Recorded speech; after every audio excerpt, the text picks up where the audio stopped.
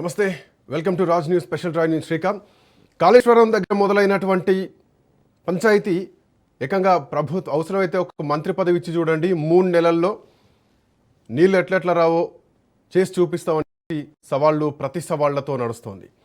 తెలంగాణ రాజకీయం మొత్తం కూడా హాట్ పాలిటిక్స్ నడుస్తుంది. మరోవైపు మా పని మమ్మల్ని చేసుకొనియండి, కడుపులో విషం పెట్టుకొని విష ప్రయోగం చేయకండి, విష ప్రచారం చేయకండి అని ఏకంగా ముఖ్యమంత్రి అంటున్నారు. ఇంకా నీటిపారుదల మంత్రిగా అవకాశం ఇస్తే సమస్యలు మొత్తం కూడా పరిష్కరిస్తామంటూ మాజీ మంత్రి హరీష్ రావు చేసినటువంటి వ్యాఖ్యలపైన పిసిసి మహేష్ కుమార్ గౌడ్ కూడా రెస్పాండ్ అయ్యారు. ఆయన కాంగ్రెస్లోకి వస్తామంటే మేము ఆలోచించి నిర్ణయం తీసుకుంటాం అని పిసిసి చీఫ్ మహేష్ కుమార్ గౌడ్ చేస్తున్నారు. సో ఎవరు పని చేస్తున్నారు? ఈ ప్రభుత్వం నిజంగానే పని చేస్తోందా? పని చేయనివ్వట్లేదా? ప్రతి దాంట్లో అడ్డుకాలు ప్రతిపక్షం వేస్తోందా?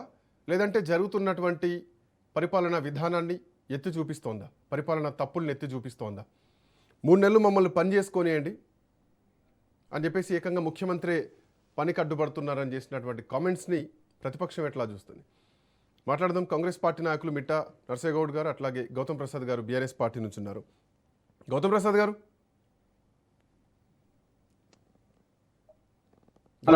మీరు 10 ఏళ్ళు చేయలేంది 3 నెలల్లో ఎట్లా చేస్తారు? అవసరమైతే కాంగ్రెస్ పార్టీలోకి వస్తా అంటే మేము చర్చించి నిర్ణయం తీసుకుంటామని కాంగ్రెస్ పార్టీ నాయకులు పిసిసి మహేష్ కుమార్ గౌడ్ అంటున్నారు.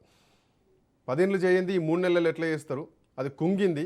సో దాన్ని రిపేర్ చేసేటువంటి పరిస్థితులు లేవు. మా ప్రయత్నం మేము చేస్తున్నాం. మాకెందుకు అడ్డుపడుతున్నారు? పని చేసుకుంటుంటే కడుపులో విషం పెట్టుకొని పరిపాలన అడ్డుకుంటున్నారని ఇప్పుడే కొత్త కాదు, గతంలో లగచర్ల ఘటన నుంచి మొదలు పెడితే మూసీ నుంచి అన్నిట్లలో ఈ మాటలు ముఖ్యమంత్రి దగ్గర నుంచి నేరుగా వస్తున్నాయి. సో దీనిపైన మీ రియాక్షన్ ఏంటి? శ్రీకాంత్ గారు, అందరికీ గుడ్ ఈవినింగ్ అండి. అంటే ప్రభుత్వం పని అడ్డుకోవడానికి ఎవరు ముందుకు రారండి. పని చెయ్యకపోతేనే ఇది ఎందుకు చేయట్లేదు అని చెప్పేసి ప్రశ్న వస్తుంది. నేను ఏమంటున్నానంటే కాంగ్రెస్ పార్టీ నాయకులకు తక్కువ ఒక సమాధానం చెప్పమనండి. ఫలానా పని మేము ముందు పెట్టుకున్నాము, చాలా పెద్ద ప్రాజెక్టు, ఈ పనులు నడుస్తున్నాయి, ఇక్కడ మట్టిని తీసినాము, ఈ తట్టేడు మట్టి తీసి పనులు చేస్తున్నామని చెప్పేసి ఒక్క కార్యక్రమం చెప్పమనండి. ఈ మీరు అన్నారు కాబట్టి మీరు తక్కువ చెప్పమన్నారు కాబట్టి నర్సయ్య గౌడ్ గారిని అడుగుదాం. ఒకసారి నర్సయ్య గౌడ్ గారు ఏమంటున్నానంటే కట్టుబడిపోయింది, పని చేయలేదు కదా. ఇప్పుడు కన్నేపల్లి పంప్ హౌస్ మోటార్లు చేయమని ఆన్ చేయని ప్రభుత్వం పని చేస్తుందని చెప్పేసి ఎట్లా అనుకుంటాము? ఈ రోజు మొన్న ముఖ్యమంత్రి గారు ప్రెస్ మీట్ పెట్టి రిటైర్డ్ ఇంజనీర్లు మొత్తం కూడా ఇది కూలిపోతుంది, ఇక్కడ కట్టకండి అని చెప్పేసి మాట్లాడినని చెప్పేసి అంటే ఈ రోజు ఒక్కొక్కళ్ళు రిటైర్డ్ ఇంజనీర్ అందరు కలిసి బయటకు వచ్చి మాట్లాడుతున్నారు. ఏనాడు కూడా మేము అటువంటి రిపోర్ట్ ఇవ్వలేదు, కాకపోతే రిటర్న్ గా ఉంది, మేము ఏం చెప్పామనేది రిటర్న్ గా ఉంది. ఎక్కడా కూడా ఈ రోజు తెలంగాణ రాష్ట్రానికి మేడిగడ్డ తప్ప ఆదుకోవడానికి వేరే ప్రాజెక్టు ఏదీ లేదు.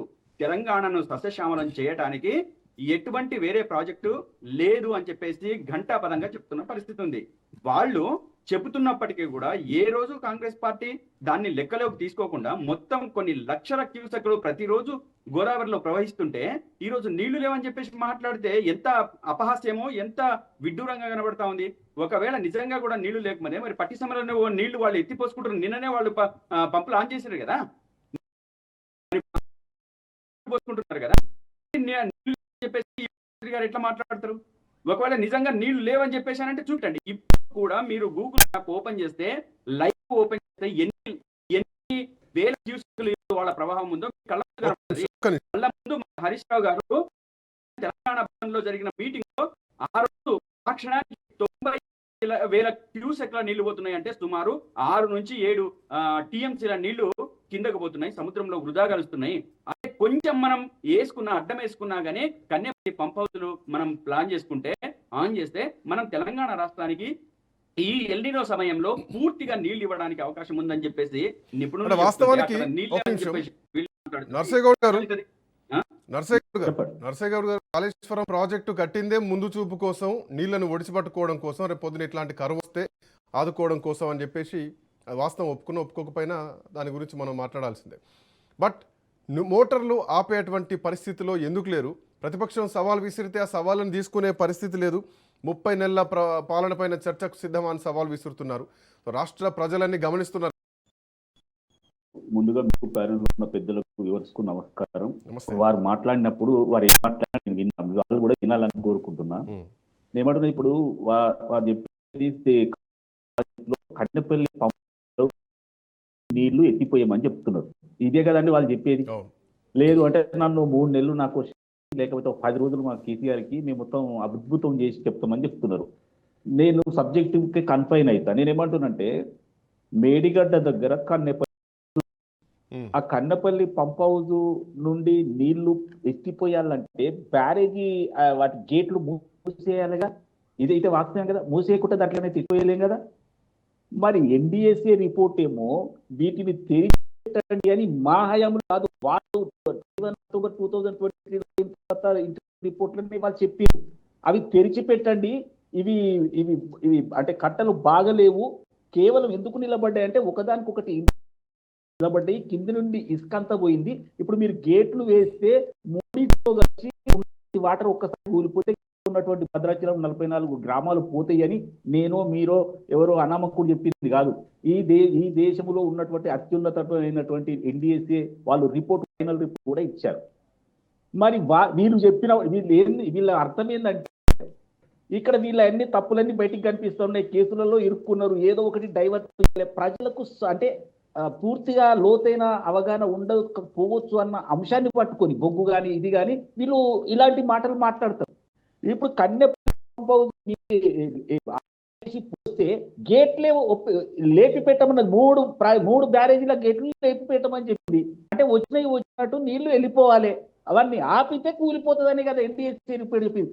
వీళ్ళు ఏం చెప్తారు, మీరు కన్నెపల్లి పంపు ఆన్ చేయండి, మరి ఎత్తిపోయినట్టు ఇంజనీర్లే చెప్తున్నారు, రిటైర్ ఇంజనీర్లే చెప్తున్నారు ఎల్ఎన్టీ రిపేర్ చేస్తామని చెప్పినా మీరే ప్రభుత్వం అడ్డుకుంటుంది. రిటైర్ ఇంజనీర్లు చెప్తున్నారు పెద్ద ప్రమాదమే ఉండదని చెప్పేసి, అయినా ప్రభుత్వాన్ని చీవగొట్టినట్టు కూడా లేదా అన్నది ప్రతిపక్షం. ఇంకా కొంచెం లోతుగా చెప్తాను, ఎందుకంటే నేను మొన్న ముఖ్యమంత్రి మీటింగ్ కు నన్ను ఇన్వైట్ చేసి పోయిన నేనేమంటున్నానంటే కింద మొత్తము ఇసుక వెళ్ళిపోయింది. ఇప్పుడు బ్యారేజీ సరే ఎన్ని మీటర్లు లోపలికి పోయిన అనేది తర్వాత, దాని కింది నుంచి ఇసుక వెళ్ళిపోయింది, కింది నుంచి వాటర్ వెళ్ళిపోతున్నాయి. ఇవి ఎందుకు నిలబడ్డాయి అని అంటే ఒకదానికొకటి ఇంటర్లింక్ ఉంటాయి, ఇది బ్లాక్ కాబట్టి ఒక పిల్లర్ ఆగుతుంది అన్నట్టు. ఇప్పుడు మీరు అక్కడ 5 మీటర్ల వరకు మినిమం డెడ్ స్టోరేజ్ కింద వాళ్ళు తీసుకున్న తర్వాత పైన ఎత్తిపోయాలి. నువ్వు అది ముయ్యాలి కదా. ఒక్క నిమిషం అన్న, నువ్వు తప్పెప్పినట్టు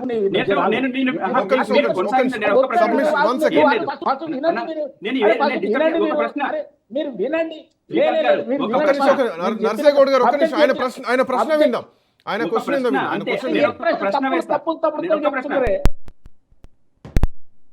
కాదు నేనేమన్నా నర్సనా, నేను ఒక్క ప్రశ్న వేస్తా అన్న. మీరు మేడిగడ్డ బ్యారేజ్ విజిట్ చేసిండ్రా?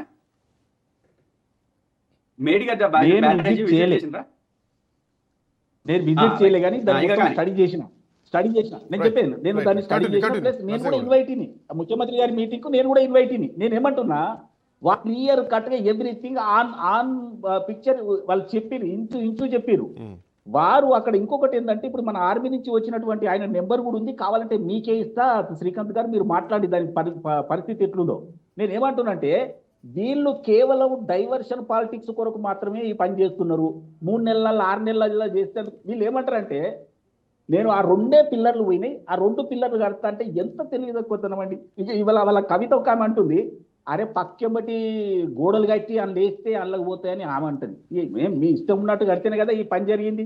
ఇలా 1,00,000 కోట్ల పైసలకు ప్రజాధారాన్ని ఖర్చు పెట్టి కట్టింది, ఇలా పనికి రాకుండా ఎందుకు పోయింది?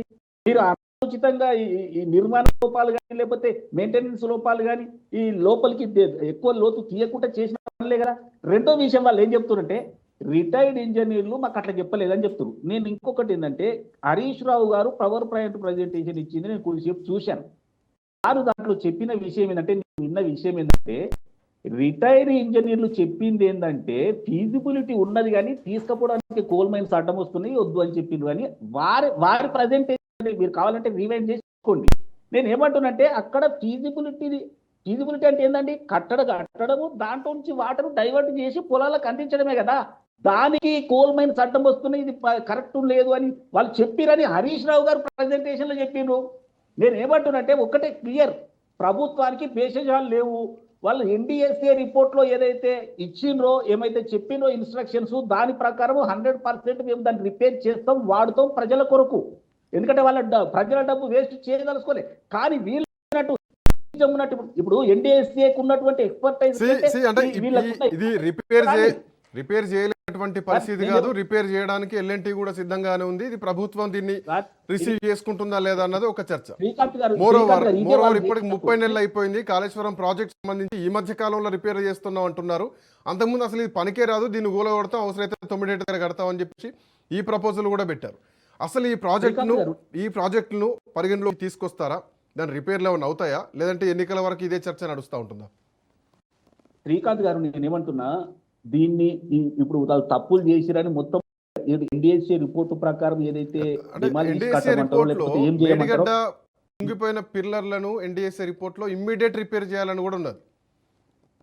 కానీ ఫైనల్ నివేదిక మీ దగ్గర అన్ని నివేదికలు ఉన్నాయి. ఎందుకంటే మనం డిస్ప్లే చేసిరు ఇంచు ఒక్కొక్క పాయింట్ ప్రకారం చెప్పిండ్రు. నేను ఏమంటున్నంటే దాంట్లో ఏం చెప్పిరంటే దీన్ని ఏదో అంటే అదే చేసేసి పెడితే మొత్తం పోతుంది. ఇదే కాదు, తుందిళ్ళ అన్నారంలో కూడా ఇసుక అవతల నుండి ఇతలికి వెళ్తుంది, బుంగలు పడ్డాయి, కాబట్టి ఈ నిర్మాణ లోపాలని కరెక్ట్ చేసి వాడుకోండి, మేమైతే మీకు గ్యారంటీ ఇవ్వం, మీరు మధ్యప్రదేశ్ చేసేదో చేద్దాం అనుకుంటే మేము గ్యారంటీ ఇవ్వం ప్రాజెక్ట్ అని చెప్పారు.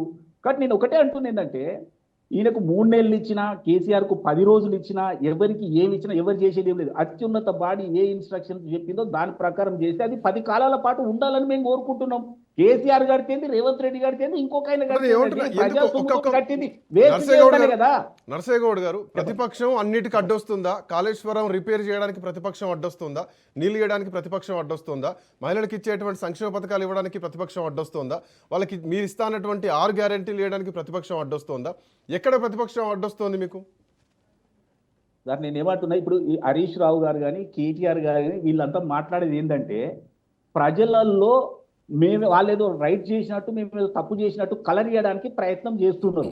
చేసినప్పుడు మేము దాన్ని ఎదుర్కోవాలి కదా, వాస్తవాలు చెప్పాలి కదా. ఇలా ముఖ్యమంత్రి గారు ప్రజెంటేషన్ ఇచ్చి అవన్నీ చెప్పడానికి కారణం ఏంటంటే ప్రజలకు వాస్తవాలు తెలియాలి. ఎన్డీఎస్ఏ రిపోర్ట్ నేను రాయను, మీరు రాయను కదండి, మీ దగ్గర అన్ని రిపోర్ట్లు ఉంటాయి కదా.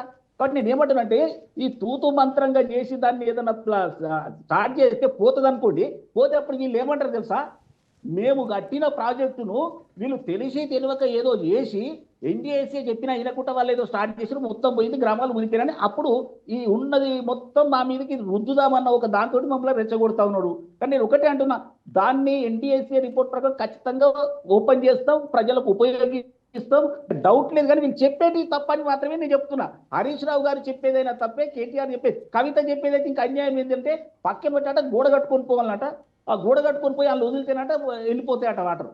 ఎంతవరకు సమంజసమండి? అంటే ఇలాంటి ఆలోచనలు చేస్తేనే ఈ ప్రాజెక్టు కూలిపోయింది. ప్రాజెక్టు కూలిపోవడానికి కారణం ఏంటంటే తొందరపాటు చర్య. రెండో కీలకమైన విషయం ఏంటంటే, ఈ బ్యారేజీల దగ్గర ఎంతైతే స్టోర్ చేయాలో అంతకంటే ఎక్కువ స్టోర్ చేసి అది మన నదిని ఫుల్గా నింపేసి పర్యాటక కేంద్రంగా అందరికీ చూపించి చప్పట్లు కొట్టించుకునే ఒకే ఒక తప్పుతోటే ఇది పోయింది. వాళ్ళు నిజంగా బ్యారేజ్ కాడ ఫస్ట్ 5 మీటర్ల వరకు, తర్వాత 10.5 మీటర్లు, తర్వాత 8.3 మీటర్లు సుందీలు అన్నారు. వీళ్ళ దగ్గర ఆపి కనుక పైది కనుక ఎత్తిపోసి ఉంటే ఈ ప్రాబ్లం వచ్చేది కాదు. వీళ్ళు వాళ్ళని చూయించుకోవాలని నదిని మొత్తం లిఫ్ట్ చేసినామని చెప్పాలని మొత్తం నింపడానికి కారణం దానివల్లనే మొత్తం పోయింది. గౌతమ్ ప్రసాద్ గారు, ఎందుకు టార్గెట్ చేస్తున్నారు ప్రభుత్వాన్ని? మీరు చేసేదానికి వాళ్ళు పని చేసుకోలేకపోతున్నాం అని చెప్పేసి వాళ్ళ నిస్సహాయతను ఒప్పుకుంటున్నారు. శ్రీకాంత్ గారు, నేను దయచేసి నేను ఇంటెలెక్చువల్స్ గా, అంటే మన నరసయ్య గౌడ్ గారు నాకు తెలిసి పాత కాంగ్రెస్ మనిషి, ఆయన అంటే టీడీపీ మనిషి కాదు. అంటే పాత కాంగ్రెస్ వాళ్ళకు ఉండే లక్షణం ఏంటంటే నిజాన్ని నిజంగా ఒప్పుకోవడము, అబద్ధాన్ని అబద్ధంగా ఒప్పుకోవడం అనే లక్షణం ఉంటుంది. నేను దయచేసి ఒక్కసారి సార్, నాకు ఇక్కడ నుంచి నాకు తెలిసి 300 కిలోమీటర్స్ ఉంటుంది అనుకుంటా, ఒక్కసారి దయచేసి మేడిగడ్డ దగ్గర పోయి రమ్మనండి. ఒక్కసారి పోయి రమ్మనండి, చెప్పట్లేదు, ఒకసారి విజిట్ చేయమనండి.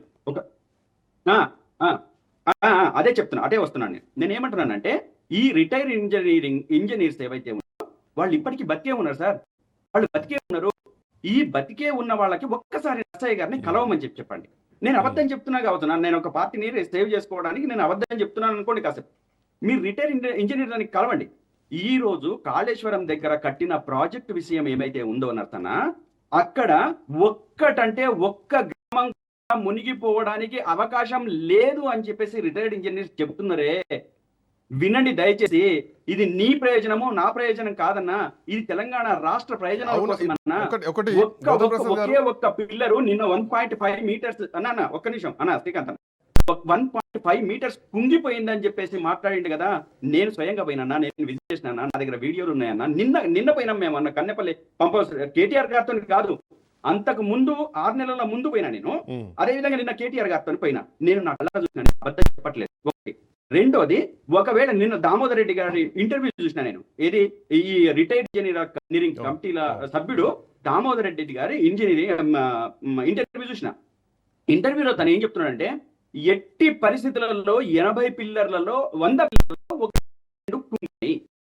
ఎటువంటి సమస్య రాదు. ఒకటి. రెండోది, ఒకవేళ మీకు వస్తదే అని చెప్పేసి అనుకుంటే మీకు ఎత్తిపోయడానికి ఏ లెవెల్ వాటర్ కావాలో అంతే లెవెల్ వాటర్ ని ఉంచుకొని మిగతాది ఎత్తండి. మిగతాది ఎత్తితే నీళ్ళు వచ్చేస్తాయి. మిగతా పిల్లలు కూలడానికి అవకాశం లేదు. అదేవిధంగా మూడో అంశం ఏంటంటే, ఇప్పుడు ఏదైతే ఉన్నాయో ఇప్పుడు వచ్చిన అడ్వాన్స్ టెక్నాలజీతోని దాన్ని సరి చేయడానికి అవకాశం ఉంది. ఒక్క పిల్లర్ కాదు.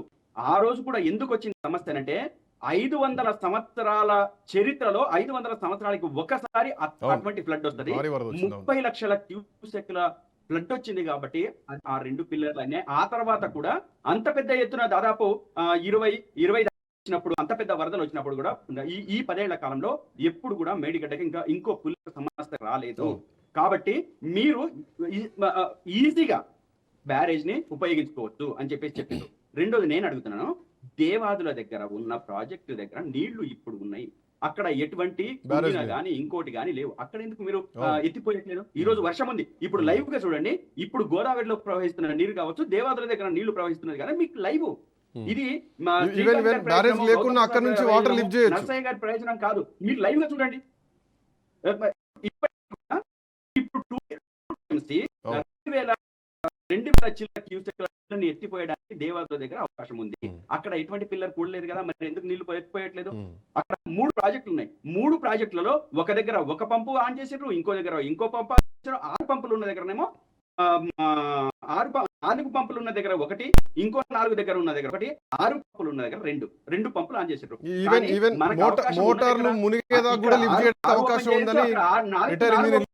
కానీ ఓపెన్ చెప్తున్నారు, ఘంటాబద్ధంగా చెప్తున్నారు. అయితే అక్కడ ఇంటర్వ్యూ చేసిన పర్సన్ కూడా, సార్ మీరు సలహా ఇవ్వచ్చు కదా అంటే, గవర్నమెంట్ మాకు గతంలో మమ్మల్ని అడిగింది, మా సలహాలు అడిగిన తర్వాత మేము సలహాలు ఇచ్చినాం. ఈ గవర్నమెంట్ కూడా అడిగితే మేము తప్పనిసరిగా సలహా ఇస్తాం. అక్కడ ఏది తుమ్మిడి హట్టి నుంచి కాళేశ్వరంకి వచ్చింది కూడా అక్కడ నీటి లభ్యత లేదని వాళ్ళ గవర్నమెంట్ చెప్పింది. చెప్పిన తర్వాతనే అత్యంత అధికంగా ఇక్కడ నీళ్లు లభ్యత అవుతుంది కాబట్టి మేము కిందికి వచ్చినాం. ఇంతగా నర్సయ్య గారు మాట్లాడుతూ ఇంకో విషయం కూడా మాట్లాడారు. ఏంటి, అదే విధంగా మైన్స్ ఉన్నాయని చెప్పేసి హరీష్ రావు గారు చెప్పింది, మనము గ్రావిటీ ద్వారా నీళ్లు తీసుకుపోతే మనకు ఉపయోగం కాబట్టే మనకు ఇంకో 3 మనం బ్యారేజ్లు కట్టుకున్నాము. మనం కింది నుంచి తీసుకొని పోతే మైన్స్ అంటే మనం కొత్తగా తీసుకొని పోతే మనకు ప్రాబ్లమ్స్ వస్తాయి. మనం నీళ్లు తీసుకోపోలేము, మైన్స్ ఉన్నాయి, అడవులు ఉన్నాయి. అదే విధంగా ల్యాండ్ అక్విజిషన్ ప్రాబ్లం వస్తుంది.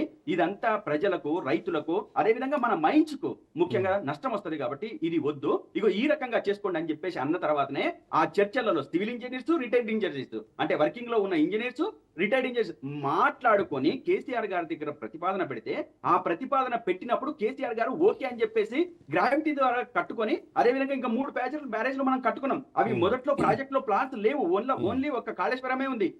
మనం కింద నుంచి నీళ్లు తీసుకొస్తామని చెప్పేసి అనగనున్న తర్వాత అననుకూలత ఎక్కడ?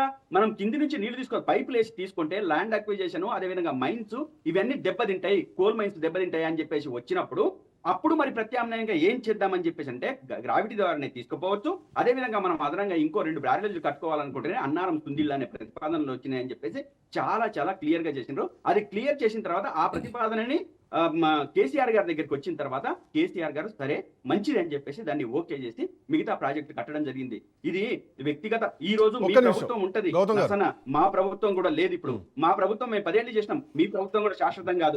మా ప్రభుత్వం శాశ్వతం కానీ ప్రజలు శాశ్వతం, అదేవిధంగా పథకం శాశ్వతం, ప్రణాళిక శాశ్వతము, అదేవిధంగా ప్రజా ప్రయోజనాలు శాశ్వతం. కాబట్టి ఈ మేము కాలు అడ్డం పెట్టాల్సిన అవసరం లేదు. మీరు స్వయంగా మీ కళ్ళారా చూడండి. చూసి నీతి నిజాయితీగా మాట్లాడండి. తప్పు ఎవరు చేసినా తప్పే. ఒకవేళ మేము 1,00,000 కోట్ల రూపాయలు నష్టం చేసినాం అనుకోండి, నిజంగా మీరు నిందించండి. కానీ అక్కడ ఇక్కడ కమిషన్ల గురించో ఖర్చు గురించో చర్చ కాదు గౌతమ్ ప్రసాద్ గారు. కమిషన్ల గురించో ఖర్చుల గురించో చర్చలు కాదు. ఇక్కడ రావాల్సింది వాటర్ గురించి చర్చలు. నీళ్లు తీసుకుపోయేటువంటి ఫెసిలిటీ ఉన్నా గానీ, నర్సయ్య గౌడ్ గారు, నీళ్లు తీసుకుపోయేటువంటి ఫెసిలిటీ ఉన్నా గానీ ఓవైపు రైతులు విత్తనాలు వేసి ఎదురు చూస్తున్నటువంటి పరిస్థితి. ఇప్పుడు కూడా మోటార్లు మునిగేదాకా నీళ్ళు లిఫ్ట్ చేయొచ్చు అన్నది ఇంజనీర్లు చెప్తున్నటువంటి మాట. సో పార్టీలకు అతీతంగా ఒక ఇంజనీర్ల కమిటీ వేసి, రిటైర్డ్ ఇంజనీర్ల కమిటీ వేసి ఎందుకు రివ్యూ పెట్టట్లేదు, ఎందుకు ప్రభుత్వం ఇంజనీర్ల సలహాలు తీసుకోవట్లేదు అన్నదే ప్రశ్న. శ్రీకాంత్ గారు, నేను ఒక 2 విషయాలు స్పష్టంగా చెప్తా. వీళ్ళు చెప్పేది అబద్ధం అని తేలిపోతుంది. ఎందుకంటే నెంబర్ 1 ఏంటంటే, మళ్ళీ ఒకసారి మీకు చెప్పేది ఏంటంటే, ఇప్పుడు 5 మీటర్లు మినిమం ఉన్న తర్వాత మిగతా వాటిని అవతలి బ్యారేజ్లకు ఎత్తిపోయాలి. ఎత్తిపోస్తే అది దాని మినిమం 10.5 నెక్స్ట్, తర్వాత 8.5 ఇవి ఉన్న తర్వాత బయటికి పోతాయి. 10 పెళ్లికి వెళ్తాయి. నేను ఏమంటున్నంటే, ఫస్ట్ దీంట్లో 5 మీటర్లు అయితే స్టోర్ చేయాలి కదా. ఇది ఎవరు అందరూ ఒప్పుకోవాల్సిన విషయమే కదా. నేను అనేది ఏంటంటే, నీకు అదే అవకాశం లేదు కదా. నువ్వు ఎట్లా అంటే, నువ్వు పైనుంచి ఏమన్నా పైపులు పెట్టి పుట్టేది కాదు కదా సార్ ఇది. నేనేమంటాను, నువ్వు కట్టిన మేడిగడ్డ కాడ కట్టిన పక్కకు మనకు పంప్ హౌస్ ఉంది, కన్నెపల్లి పంప్ హౌస్ ఉంది. మరి కన్నెపల్లి పంప్ హౌస్ నుంచి నెక్స్ట్ దాంట్లోకైతే పోవాలి కదా. అరే నువ్వు గేట్ ముయ్యాలి కదా. ఎన్డీఎస్సీ చెప్పింది ఏంటంటే, గేట్లు మూస్తే మొత్తం ప్రాజెక్టు పోతుంది అని. ఇప్పుడు 3 బ్యారేజీలు నిండితే ఒకేసారి పోతే దాని కింద ఉన్న గ్రామాలు మొత్తం భద్రాచలం దాకా ఉన్న గ్రామాలన్నీ పోతాయి అనేది దాని సారాంశం. ఇక రెండో విషయం ఏంటంటే, వీళ్ళు ఏం చెప్తున్నారు, లిఫ్ట్ చేయండి, నీళ్లు లిఫ్ట్ చేసి పట్టండి అని చెప్తున్నారు. ఒకవేళ వాళ్ళదే నిజమని అనుకుందాం. 2019లో వాళ్ళు ఆ మోటార్ లాంచ్ మొత్తం ప్రాజెక్ట్ ఆన్ అయింది, అంటే ఓకే అయిపోయింది. ఓకే అయిపోయిన తర్వాత ఏం జరిగింది, వాళ్ళు మొత్తం 4.5 సంవత్సరాలలో వాళ్ళు లిఫ్ట్ చేసింది మొత్తం 165 టీఎంసీలు లిఫ్ట్ చేసిరు. 165 టీఎంసీలు లిఫ్ట్ చేస్తే దాంట్లో 63 టీఎంసీలు కిందికి వదిలేసిరు. ఇకపోతే 102 టీఎంసీలు. ఆ 102 టీఎంసీలలో కొంత ఆవిరైపోయింది, కొన్ని గవర్నమెంట్ దగ్గర ఆప్షన్ ఏం లేదా, వదిలేయడమేనేగా ఫైనల్ ఒక క్వశ్చన్ సార్. నేను ఏమంటున్నా, తాత్కాలికంగా మన ఇష్టం ఉన్నట్టు మన నాలెడ్జ్ని పట్టుకొని మనం ఆపితే 100% అది గ్యారెంటీ ఇయ్యలేమని ఎన్డీఎస్ఏ వాళ్ళు చెప్తున్నారు. కాబట్టి వేరే ఆప్షన్ లేదు. దానికే రిటైర్డ్ దేశంలో ఎంతో మంది ఇంజనీర్లు ఉన్నారు, ఎంతో మంది రిటైర్డ్ ఇంజనీర్లు ఉన్నారు, మహామహులు ఉన్నారు. వాళ్ళని పిలిచి ఒక కమిటీ చేసి రివ్యూ తీసుకోవచ్చు కదా. ఇప్పటికే హైదరాబాద్ కు వచ్చేటువంటి వాటర్ కూడా తగ్గిపోయింది. భవిష్యత్తులో ఎల్లినో ప్రమాదం పెరిగితే నీళ్ళకు కూడా ఎదురు చూసే పరిస్థితి. ఉన్నాయే 2 నదులు, కృష్ణా, గోదావరి, తెలంగాణకు. శ్రీకాంత్ గారు, నేను ఏమంటున్నా, అలాంటి అవకాశం ఉంటే ఎన్డీఎస్ఏని మనకు ఫెసిలిటేట్ చేస్తుంది కదా.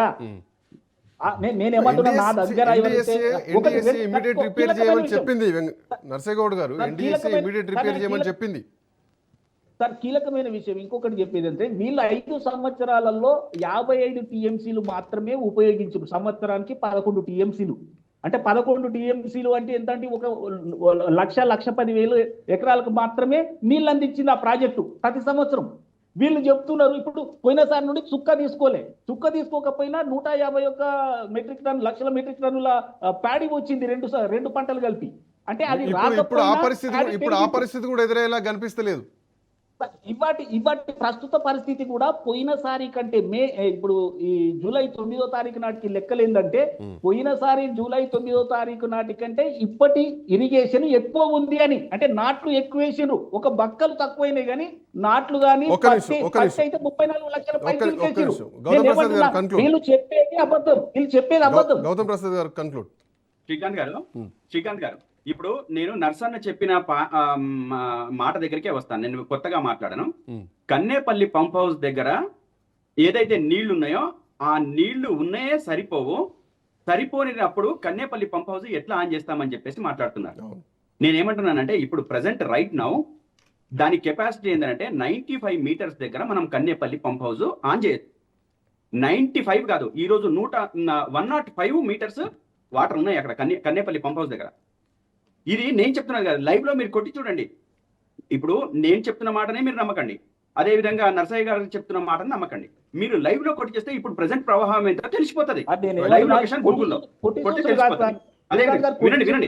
వినండి నర్సయ్య గారు, వినండి. వినండి కన్క్లూడ్ అదే వినండి, ఇక మధ్యలో రాకండి. అదే విధంగా శ్రీకాంత్ గారు ఇంకా రెండో విషయానికి ఎన్డీఎస్ఏ రిపోర్టు గురించి చెప్తున్నా. నర్సన ఇప్పుడు 2 సార్లు చెప్పిండు, సరే ఒకసారి చెప్పి వదులుకుంటాడు అనుకున్నా. ఎన్డీఎస్ఏ రిపోర్టు వచ్చిన తర్వాత, ఎన్డీఎస్ఏ మొత్తం చూసిన తర్వాత ఇక్కడ పగుళ్ళు ఏర్పడ్డమాట వాస్తవము, కానీ ఇది కొట్టుకుపోయేటంత ప్రమాదం లేదు, దీన్ని సరి చేసుకునే స్థాయిలో ఉంది, కాబట్టి సరి చేసుకోండి, రాష్ట్రం మీదే దాన్ని రిపేర్ చేసుకోవాల్సిన బాధ్యత మీదే అని చెప్పేసి రిపోర్ట్ ఇచ్చింది. చదవకుంటే మేము ఏం చేస్తాం చెప్పండి? ఇప్పుడు కాంగ్రెస్ వాళ్ళు చదవకుండా ఉంటే నేనేం చేస్తాను? ఎన్డీఎస్ఏ రిపోర్ట్ చివరికి ఏం చెప్పింది? దీన్ని రిపేర్ చేసుకోవచ్చు, రిపేర్ చేసుకొని నడిపించండి అన్నారు, కొట్టుకోవడానికి అవకాశం లేదన్నారు. ఒకటి. రెండో విషయం ఏంటంటే, కన్నేపల్లి పంప్ హౌస్ మీరు ఆన్ చేయకపోతే, కాళేశ్వరం అనే ప్రాజెక్టు లేకపోతే, అదే విధంగా 90 లక్షల ఎకరాలకు నీళ్లు వచ్చినాయని చెప్పేసి నిండు పార్లమెంట్ లో మీ ఉత్తమ్ కుమార్ రెడ్డి గారు అడిగిన ప్రశ్నలకే నిండు పార్లమెంట్ లో సమాధానాలు, అది అప్పులు కావచ్చు, ప్రయాణంగా మన నీళ్ల విషయాలు కావచ్చు, చెప్పిన సందర్భం.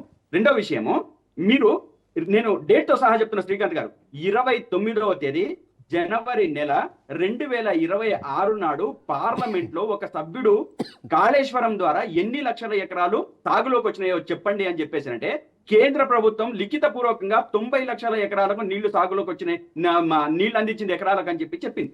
ఇంకొక పాయింట్ యాడ్ చేస్తాను. గౌతమ్ ప్రసాద్ గారు ఉన్న నెల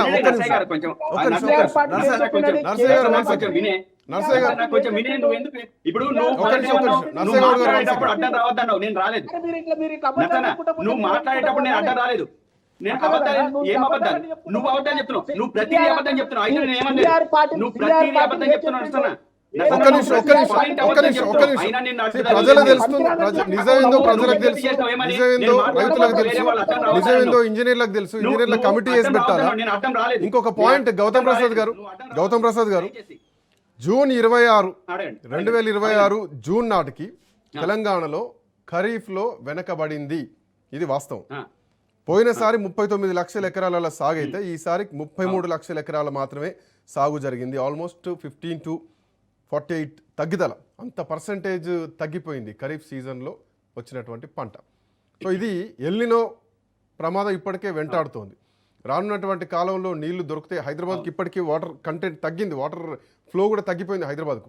భవిష్యత్తులో ఎట్లాంటి పరిణామాలు ఉంటాయో అన్న దాని మీద ఈరోజు అవును వేలకు వేలు ట్యాంకర్లు బుక్ అయిపోతున్నాయి, 20 రోజులు 30 రోజులు పడుతుంది, వాటర్ లేక ఇబ్బందులు అవుతున్నాయి. 10 ఏళ్ల కాలంలో సగం సిటీగా సార్ పెద్ద పెద్ద అపార్ట్మెంట్లకు సైతం నీళ్లు ఇచ్చినాము.